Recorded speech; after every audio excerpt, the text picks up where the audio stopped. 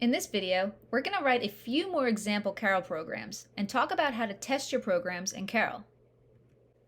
The first program we're going to write is one that moves a stack of balls one spot over to the right. We'll start in the world on the left, and we'll want to end up in the world on the right. Now, in the beginning world, the one on the left, you can see that Karel is in the bottom left corner, and there's a stack of 3 tennis balls in one spot in front of them.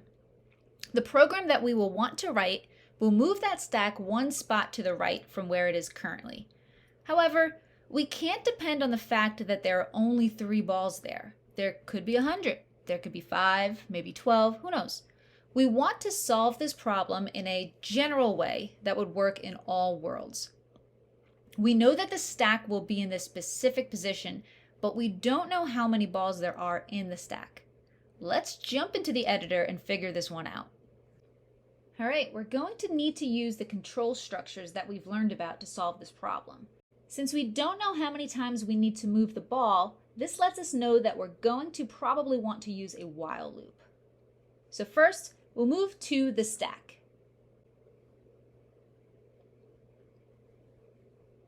Then, while there are still balls present, what we want to do is we want to move one ball at a time.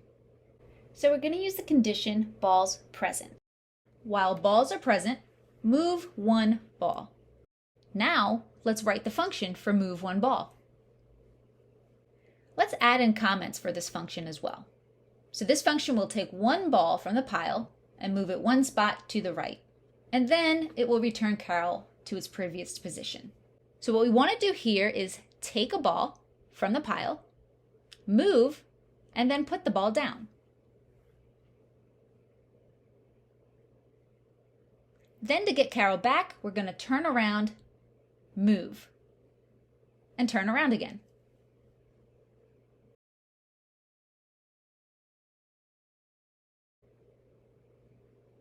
So before we try this out with a while loop, let's actually comment out just the while loop and see what happens if we do it once. Ooh, that was kind of fast. Let's slow Karel down a bit.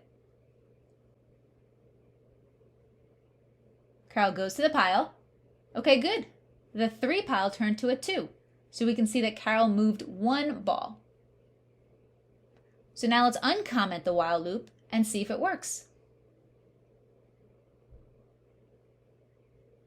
Now we'll speed it up just a bit. All right, that's 1, 2, 1 left. All right, good job, Karel. Now this should work in any world since we've used the while loop. So let's try this world where there are 7 balls. We'll speed it up a little bit more. Go, Karel, go. Go, Karel, go.